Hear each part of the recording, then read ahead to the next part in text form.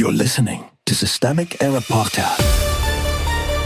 The failure was designed.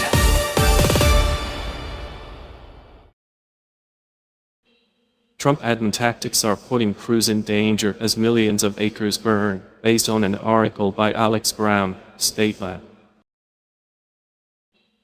Trump's fire policy is political theater with a burn crew attached. The source material. The West is burning, Spokane has been devastated, and federal wildfire leaders are hearing the familiar command from Trump's government. Attack fast, suppress everything, and treat discretion like weakness. The reporting makes clear that this is not just about weather. It is about leadership choices, agency pressure, and a wildfire strategy that some veterans say is putting crews in greater danger. Power decides the risk. The people with power here are not the firefighters improvising at the edge of a wind-driven inferno. Power sits with the Trump administration officials issuing directives from Washington, with Agriculture Secretary Brooke Rollins, Interior Secretary Doug Burgum, and the president's political rhetoric behind them. They are the ones setting the tone, defining success, and implicitly rewarding aggression. That matters because fire decisions are not abstract.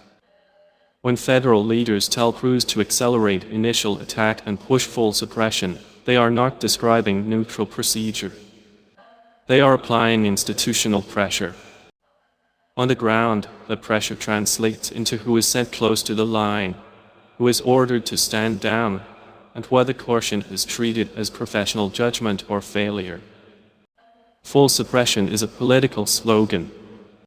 The language in the article is revealing. Full suppression sounds decisive, almost reassuring. In practice, it is a promise that can be politically convenient and operationally reckless. It lets elected leaders claim control in the face of chaos, even when extreme heat, drought, and wind make that control partly fictional. Wildland veterans quoted in the piece are pointing to the lone record that this country already knows but keeps refusing to act on. Landed suppression helped create the conditions for today's megafires.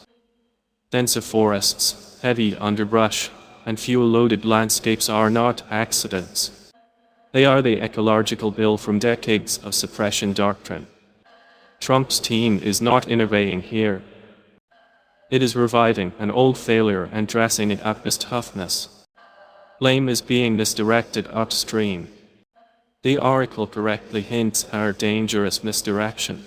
When firefighters are hurt, the public is invited to picture tragedy as the result of extreme conditions or the brute force of nature alone. Those conditions are real, but they do not explain why agencies are leaning harder into direct attack and why veterans are hearing a political demand to put them all out. That is the point. The harm is not confusion. It is decision-making. It is a chain of command. It is a federal government that has cut staffing, reorganized agencies, and consolidated operations without congressional approval, then asked frontline crews to absorb the consequences. The mess is being produced at the top and paid for below.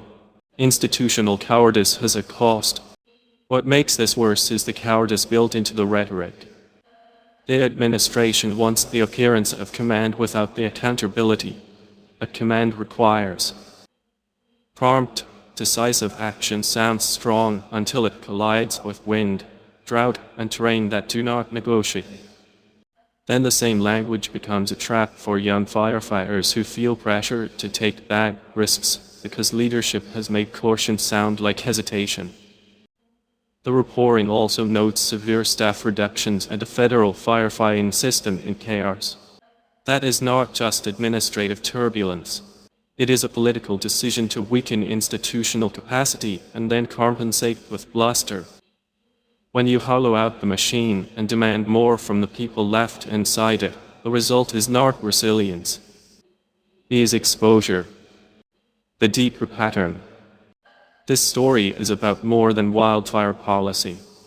It is about how authoritarian political habits operate inside democratic institutions, centralize control, simplify the narrative, punish discretion, and turn complex public safety work into a loyalty performance. The forest burns, the chain of command gets more brittle, and the people closest to the danger are told to absorb the risk in the name of decisiveness. That is the governing pattern. Trump's wildfire posture is not merely wrong on ecology. It is politically revealing. It treats real expertise as optional, operational judgment as a branding problem, and human life as collateral for a show of force.